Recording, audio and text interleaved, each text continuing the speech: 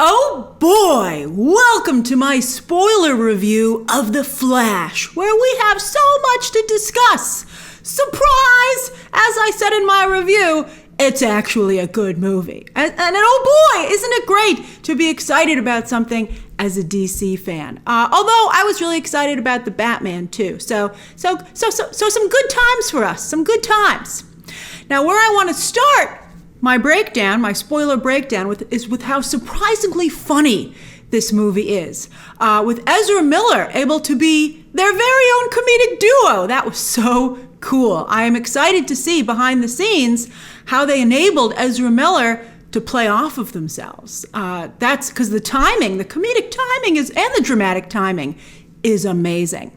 My favorite line in the movie, by far, and I'm curious to hear yours down below, but mine is, "Let's go, Barbie," which I never thought of before as a self-motivational phrase, right? Like, it's like a you can do it, but you're Barbie. You're like, come, let's go, Barbie. Oh, it was so great. And then that's not enough. Miller ups the joke by Barry too, again, also played by Miller, caught off guard by Barry once saying that, and not sure what to say as a follow-up, so he decides to just complete the line and goes, "Let's go party." Oh, it was just so well done. It was such a great comedic 1-2 punch, and it was so endearing.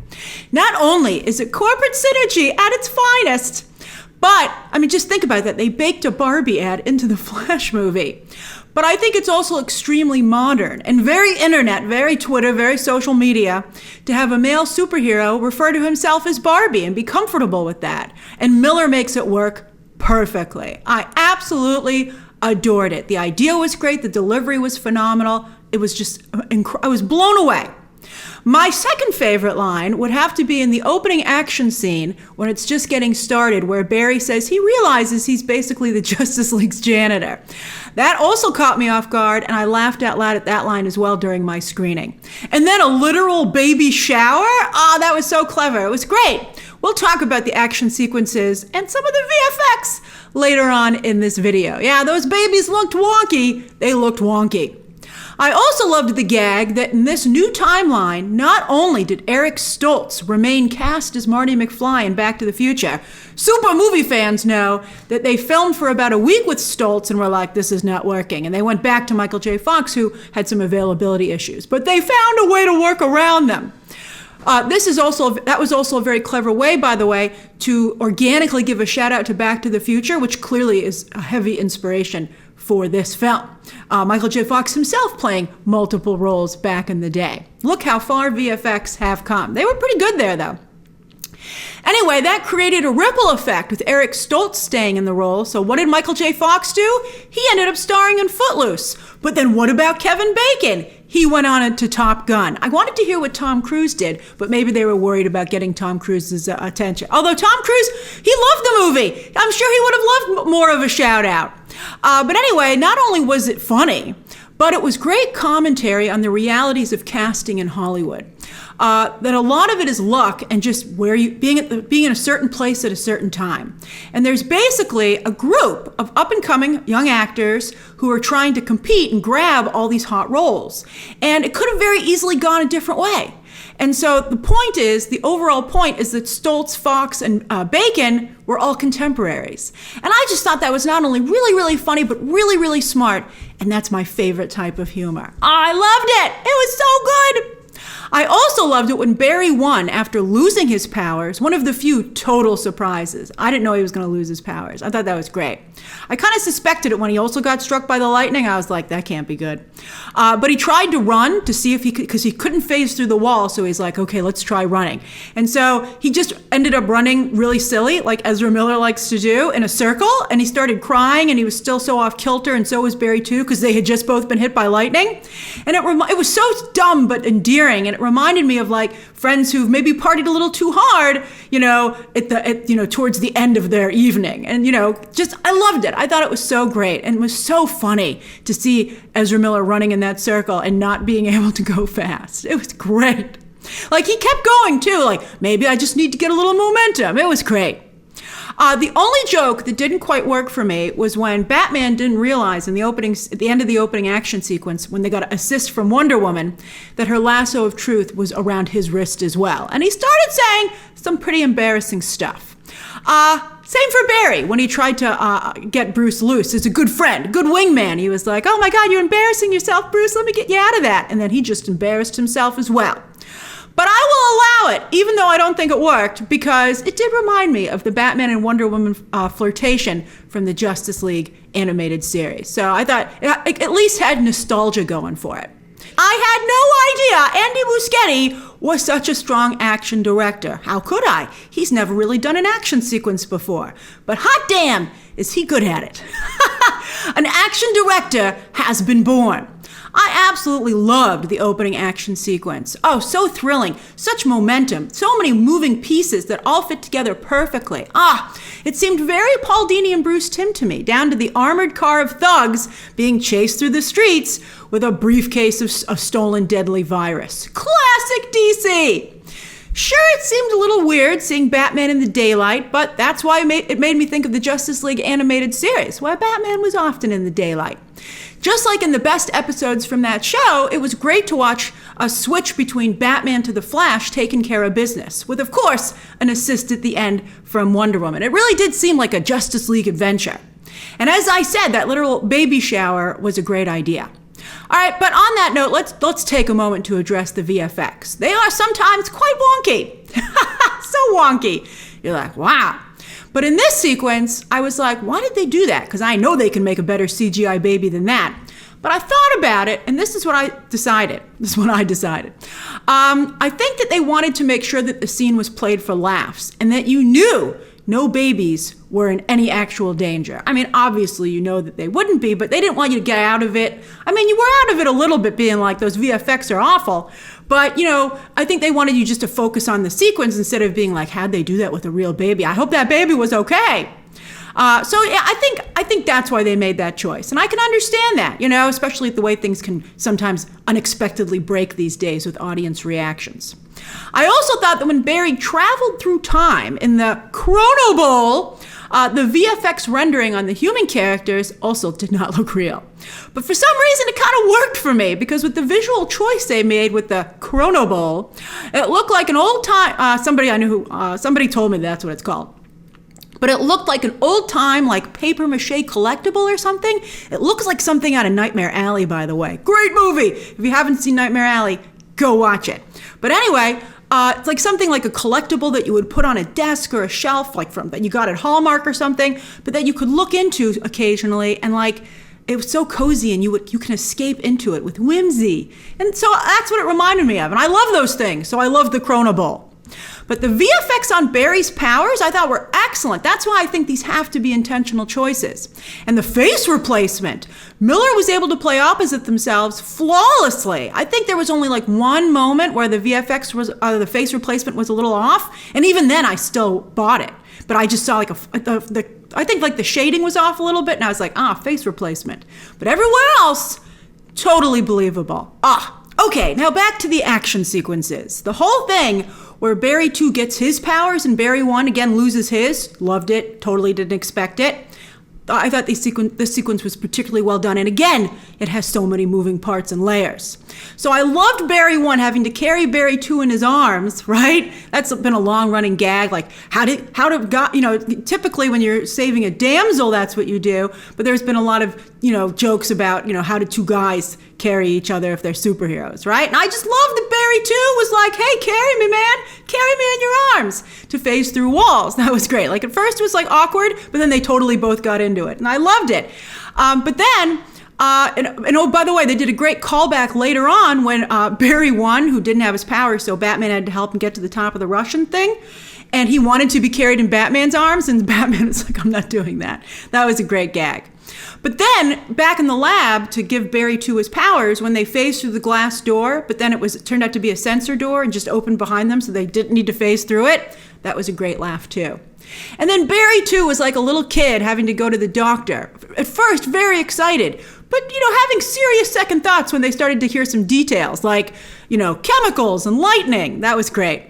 But then, when Barry 2 first gets his powers, this was a great sequence, which in fact reminded me of the Raimi Maguire sequence where Spider-Man tries out his powers for the first time. Although, again, this one was a little bit sexier. Barry 2's clothes totally burn off, which was funny. And then, when he gets back to his apartment, he decides to try phasing. Barry 1's like, oh, that's much too advanced for you. But it seems Barry 2 knows what he's doing. But then he starts, because, he can't take his clothes with him. I guess he hasn't, but Barry 1 can. I guess Barry 2 still is learning. So he ends up naked in his neighbor's apartments, falling through the floor or falling through walls. And that was all done really well. You know what it reminded me of? It reminded me of Jack in The Incredibles 2. And it was just as entertaining. Very funny. Barry 2 is a little bit like Jack in some ways. And then, as I said, the Russia sequence, very, very comics accurate to me from the Flashpoint. I know the story points might be different, but it felt like that stuff. I really like this as well. I love Michael Keaton's Batman here. I thought he came across fantastic in his action sequences. Very cool, very direct, very efficient. His action sequences just screamed Batman to me. I was like, that's Batman! Except for the flip phone. I don't know why he wouldn't know that that was ridiculous. I also love that while Barry 1 didn't make the connection that Kara was Kryptonian, he was like, they were like, I guess we were wrong. But Barry 1 still didn't want to leave her there just because he could see she was in such bad shape. And so that was beautiful. And so let's talk about Barry 1's concern with mental health. This was new to superhero stories, in my opinion, and I thought it was great. Because, I think, everybody used to feel, like America was very pull yourself up by your bootstraps, tough it out, never let them see you sweat, never let them see you cry. And, I think those things still to some degree ring true. But I do feel that as a country and as a society, we've kind of, especially as people become more isolated due to technology, mental health is really important. And I feel like people aren't getting enough mental health support. And I would love there to be more mental health support in the world. And so if this movie can promote that at all, I think it's a beautiful thing. So there were 2 moments where I was like, oh man, I love it. So the first was after the baby shower, when the nurse is still freaking out, and Barry, because this is in his own timeline, is like, I would recommend that you go see a professional because being in an experience like this can be very harrowing, and can cause some mental anguish. And he said the Justice League isn't so good at handling mental health so far. And even though it was just a single line, it alluded to me like Barry bringing it up in meetings, being like, all these people we saved, there's going to be trauma. Shouldn't we have some kind of follow-up or point them in a certain direction? And everybody else being very dismissive of it, but Barry being like, it's important. And I was like, Barry, I think it is important. So I loved it. I love that idea. The Justice League, the Hall of Justice, should have like a trauma center for people from, and they give them like a card when they save them and say, go talk to somebody, go get some help, you don't know what could happen. I just thought it was great, like a debriefing for the victims. You see that in real life to a degree. Why wouldn't Justice League do that?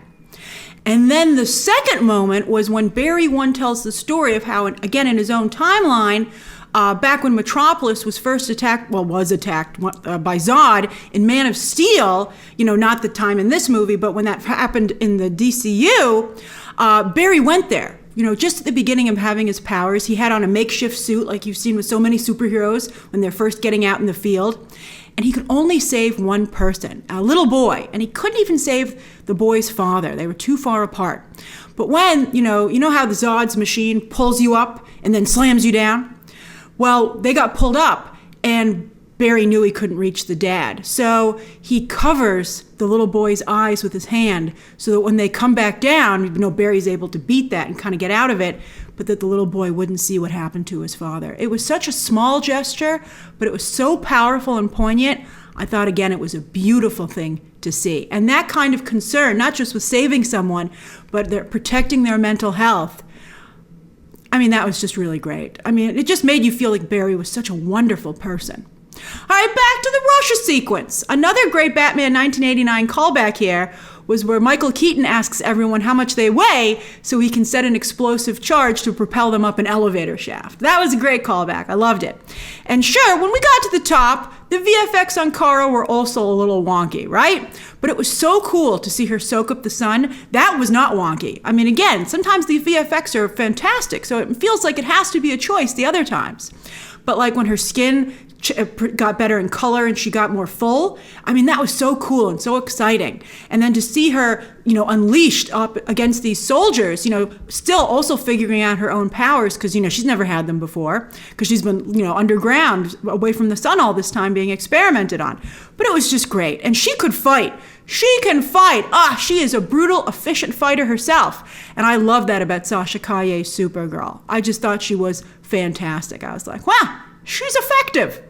Then, of course, the big fight at the end, right? Which we actually see several times as Barry, too, tries to keep Michael Keaton and Supergirl from being killed. So he's like, I'll rewind time. I'll fix things. But it turns out he can't. That Michael Keaton's Batman and Supergirl keep getting killed in different ways because, they're just meant to die in that battle, which itself was a very interesting commentary. And we'll get to a little bit more of that in a moment. But at the beginning of the fight, I actually felt really bad for Barry, too, who I'd come to really love by that time. Because he clearly wasn't ready for a fight like this. And you just knew he probably wasn't going to make it out. You were like, you are in over your head. You don't have experience. You're not emotionally where you should be to take on a fight like this. And I mean, I felt it was kind of irresponsible to put him in this situation. But at the same time, what else are you going to do? And Barry, too, wanted to be there. He was very brave, even though he was scared. And Ezra Miller played that balance perfectly. Being brave, but also very scared, which makes it all the more heartbreaking. Wow. But then Barry, too, still wanted to save his world. He wanted to save his loved ones, and he wanted to save Michael Keaton and Supergirl. It seemed he had a crush on Supergirl, which I thought was a fun choice. So it really sort of ended up being a commentary on drafted soldiers in war, and that to me was fascinating. Something else I liked about this big fight was, in contrast, seeing how good Barry 1 is at being a superhero because he has a lot of experience and he is in the right mental place to do something like this. All the tricks that he's picked up over the years, like the Cyclone. I think Flash fans in particular will get a kick out of this, seeing the Flash truly in action. And as someone who's never been a big Flash fan, I think Ezra Miller made it look really interesting. I was like, oh, that's cool. And I liked him explaining it and the science of it. I mean, he really thinks a lot about his powers, which to me also is very interesting. So often in comics, the superhero just gets it, right? But here, Barry kind of had like a base of what he could do, and he just kept experimenting and learning and figuring out different ways to use that. For instance, even here, Barry 2 discovered that they could expel lightning from the Speed Force, as Barry 2 says, like the Emperor. I loved all of Barry 2's pop culture references. They were fantastic, made him very relatable. And so as they keep reliving this big fight, so little Michael Shannon. I can understand why Michael Shannon said it wasn't creatively fulfilling to be in this movie. But he cashed the check, didn't he? I don't know why he had to say that. I don't know why he couldn't just been like, I'm real happy with how it turned out, and it's always exciting to be a part of these movies. Anyway, Barry 2 keeps getting impaled with pieces of Kryptonian debris. And it's not good. They're taking their toll. He just keeps getting, every time he stops, you're like, ooh, Barry, does that hurt? Let's try. I don't know why they never tried to get any of them out. Maybe they were worried he'd bleed out because they were in there. And we discover that the shadowy, weird figure in the Chrono Bowl who knocked Barry 1 into Barry 2's timeline earlier in the movie, because in fact he needed him to create Barry 2, give him his powers and all that. Because that's still Barry 2. That's Barry 2 stuck in the Chrono Bowl, who's been trying to fix things for who knows how long at this point. I mean, clearly he's very old, and considering how slow the Flash probably ages, it's been a while.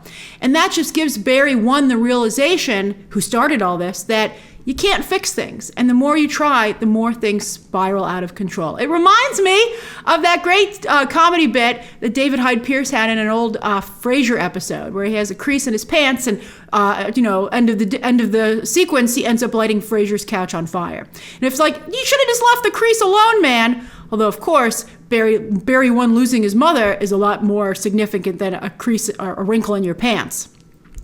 But Barry's like, and this was a tough call. I mean, this was crazy. But Barry decides for the greater good that he has to let his mother be killed. And he has to undo what he did to try to keep that from happening.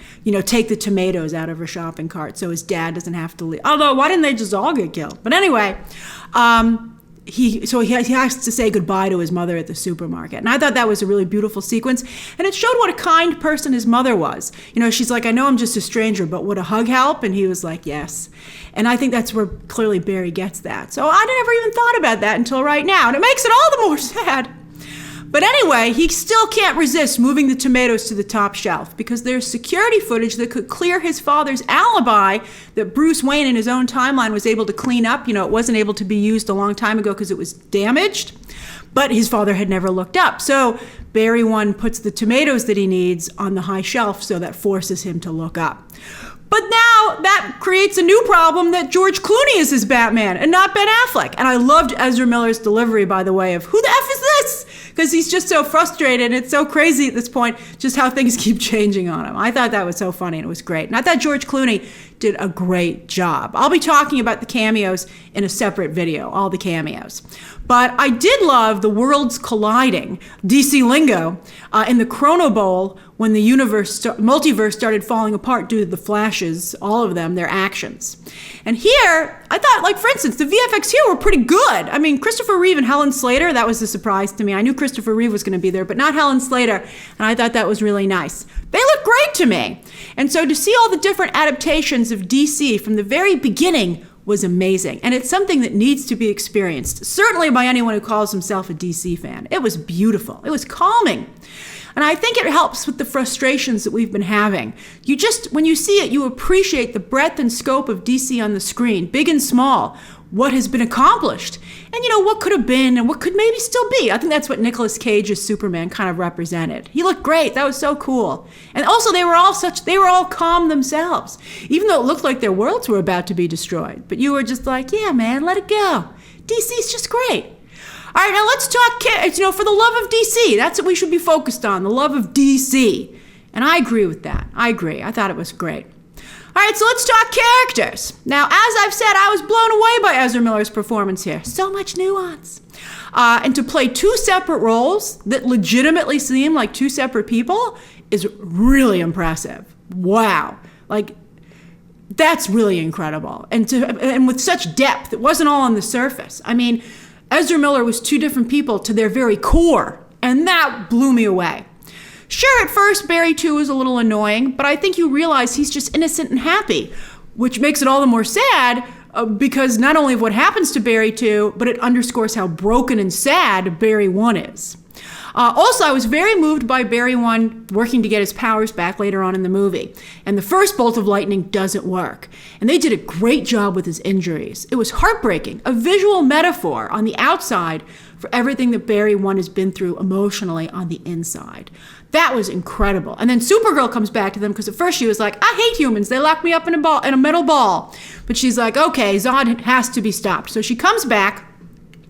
Michael Keaton, I liked his Let's Get Stuff Done outfit as well. But she comes back and she flies Barry 1 up into the storm herself to get that second bolt of lightning because they fried the system. They couldn't do it again, even though Barry 1 wants to. He's like, again, then you know it'll probably kill him. But luckily it worked. It worked. He didn't die. But it was a beautiful moment. And again, not only did it illustrate everything that Barry 1 has been through, but what he's willing to sacrifice, which I think also underscores that he's a true hero. Oh, whoa, giving me the feels. When I was watching it, I was just laughing so much. But the more I think about it, the more it gives me the feels. I think this is a movie that will benefit a lot from repeat viewing. It's very, very good. Michael Keaton, so good. He puts the cape back on without missing a step. As I said in my non-spoiler review, his breakdown of the multiverse was really well done with the spaghetti as a visual, from uncooked to cooked to with sauce on it. The best I've seen to date. And at the end, he says, voila! You've got a big mess. And I love that. And then Barry 2 eats it because he's so hungry. I think the focus on how many calories any Barry needs to use his powers was great here. Very realistic, relatable, and funny. And they never forgot that thread. They used it throughout the movie. It just wasn't a gag one time. You know, the opening with him at the coffee shop trying to get his breakfast sandwich and stuff like that. I could kind of see where that joke was going, but it was still very well done. But it was great, and I think I liked seeing the realities of what it would be like to not only have to eat all the time, but how would you get your hands on so much food? I just thought that was great. It's like The Flash, the search for more food. Again, Michael Keaton's action scenes were fantastic, but my favorite toy of his was his new Batplane. It still looked a lot like the original, but it was improved. My favorite thing was the way the wings were able to rotate around the core, and I think the core could rotate in a different direction as well. But it just made for amazing visuals that were really had a lot of, momentum and action to them. You were just like, yeah! Let's go Barbie. There also were some good jokes here, like when they first deploy to get out of the plane. And so Barry 1, nervous as if riding like a theme park drop down ride for the first time, But then when they first are, the plane first brings them out of the core to do the drop, I like that Barry 1 was like, okay, there are stages. That got a big laugh from me and my audience. Then with Sasha Calle, great Supergirl, really fantastic. She looks amazing in her beautifully designed costume. And again, she was a great fighter. I hate to get into it, I know, but I gotta say it. I think what I liked about her is that she was just a superhero. She wasn't a female superhero, and that really delighted me. I just thought she was great. And I love that she didn't try to replace Henry Cavill. She truly was there to look after him, as the story goes, with his cousin, sent to Earth after Kal-El to, be his babysitter, look after him, make sure he's okay, because she was a teenager, he was a baby. But then she's devastated, of course, when she discovers Zod got to him first. That brings out the laser vision, the heat vision. And of course, Kal-El was killed when he was still a baby. He never had a chance. And I think they set it up beautifully, and you really could feel the pain for Kara. I thought both Michael Keaton's Batman and Sasha Calle's Supergirl were really well handled, very Elseworlds, and that they didn't seem like either was trying to replace anyone. They were simply the Batman and super person of this world. And it gets you excited for what DC stories could do in the future. It's like again, let go. You're having a great time right now. Focus on that. And I think that makes this film easier to enjoy because they're not trying to audition for being, even though at one point they were going to be, but to stick around. They're just doing a great job at the moment and embodying these characters. There is an end credit scene at the very, very, very, very end, but it's more for laughs though. It's Barry and Aquaman coming home from a bar. But it does raise some questions, which I'll break down also in a separate video. So that's my spoiler review of The Flash. And stay tuned for that more spoiler coverage coming. End credits breakdown and a cameos breakdown. But for now, share your thoughts down below, subscribe today, and of course, as always, you can check out some more videos right now.